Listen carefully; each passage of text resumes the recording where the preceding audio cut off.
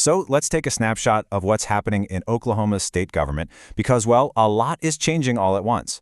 We're going to cover the new leaders at the top, a huge overhaul of the voting calendar, and a new debate that's just starting to heat up about how public universities get their funding. All right, let's get into it. Okay, we're going to start with just a number, 30. So, what's the deal with the number 30? What could it possibly have to do with the Oklahoma State Capitol? It's a pretty big deal, actually, and it signals a major shift. So keep that number in your back pocket for a second. But before I tell you what it means, let's talk about power for a moment. You know, in any legislature, the Speaker of the House is an absolutely crucial role. This person isn't just up there banging a gavel. No way. They literally control the flow of every single bill, they pick who leads the committees, and they manage the entire budget. They basically set the entire agenda. So, just to give you some quick context, the Oklahoma House of Representatives has 101 members. And get this, they're all up for election every 2 years. That means they've got to stay pretty connected to the folks back home who vote for them. All right, so now that we know how important that job is, let's see who's actually in charge.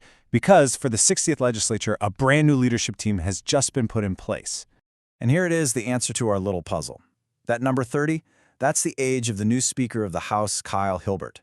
He is the youngest person to ever hold that job in Oklahoma's history. And look, this is more than just a piece of trivia.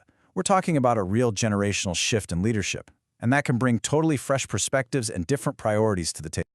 Of course, the Speaker doesn't do it all alone. The second in command is the Speaker pro tempore. So you can almost think of the Speaker as the head coach, right? And the pro tempore, that's the star offensive coordinator, helping to run the plays and get things done on the floor. And this quote from the new young speaker really tells you a lot about his mindset. He's talking about generational challenges, these huge long-term problems that might not get fixed in just 1 or 2 years.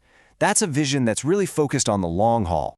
And the person filling that key supporting role, that offensive coordinator spot, that's Representative Anthony Moore, who was just elected by his colleagues as the new Speaker pro tempore. And if you listen to what Speaker pro tempore Moore is saying, his focus sounds a little more, well, immediate, grounded in the here and now. He's talking about the economy and the day-to-day needs of Oklahomans. So you have these two priorities working together, that long-term vision and the urgent needs of today. That's what's shaping the new agenda. Okay, let's switch gears a bit. We're moving from who is in charge to a big change that's going to affect every single voter in Oklahoma, a new law designed to modernize the state's elections.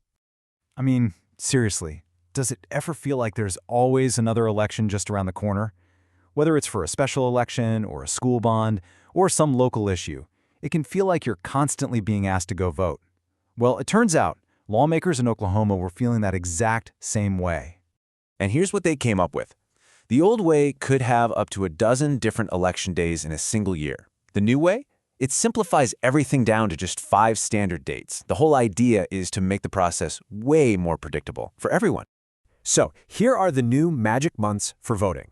From now on, if there's an election happening, it's going to be in one of these 5 months: February, April, June, August, or November. It's all about bringing some clarity and consistency to the calendar. So why bother? Well, the thinking behind it is pretty straightforward. I mean, it just makes sense, right? If you actually know when to expect an election, you're probably less confused and, hey, maybe more likely to actually show up and vote. Plus, for the state, it makes running elections a whole lot more efficient, which ends up saving taxpayer money. And this is super important to point out. This new law only changes when you vote. It does not change how you vote. All the options you have right now, like absentee ballots, early voting, all of that is staying exactly the same. All right, for our last topic, we're shifting from a law that's already on the books to a brand new and, probably pretty heated debate that's kicking off around higher education. You know, this is one of those fundamental questions, right? When public institutions get taxpayer money, how do you make sure that money is being spent well, in a way that the public agrees with? Well, one lawmaker has let's call it a bold new idea on how to do just that. Okay, so what we're talking about here is House Joint Resolution 1037. Basically, it's a proposed change to the state constitution. And if it passes, it would give voters, you, the final say on whether to temporarily cut off state funding to a public university. Okay, so how would this thing actually work? Let's break it down. First, the legislature would have to pass a resolution to hit pause on a university's state funding. That pause could last for up to 2 years. But here's the real kicker. That decision isn't final. It would then go on a statewide ballot for every single voter in Oklahoma to either approve or reject. So, what's the thinking behind this? Well, the bill's author, Representative Gabe Woolley, basically says it's about putting the power back in the hands of the people. The goal is to give voters a direct tool to hold these institutions accountable. This is for sure going to be a major debate to watch. So, we've talked about new leaders, new laws, but the story of government isn't just about policies. It's also about the people who show up to do the work, and the constant cycle of service, policy, and change. And it's a constant cycle, right? For every fresh face coming in with new ideas, there's often a veteran deciding it's time to step away.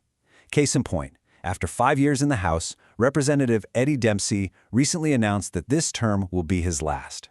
And his reason for leaving? Well, it's pretty simple, and it's a powerful reminder of the human side of all this. He just said, "It's time for me to come home." And that really says a lot about the personal sacrifice these jobs demand, doesn't it? So, when you put it all together, a generational shift in who's leading, a really practical change to how we vote, and a brewing debate over accountability, what does this snapshot really tell us? It shows a state that's definitely not standing still. The real question is, what does all this change signal for the future of Oklahoma? That's what we'll be watching.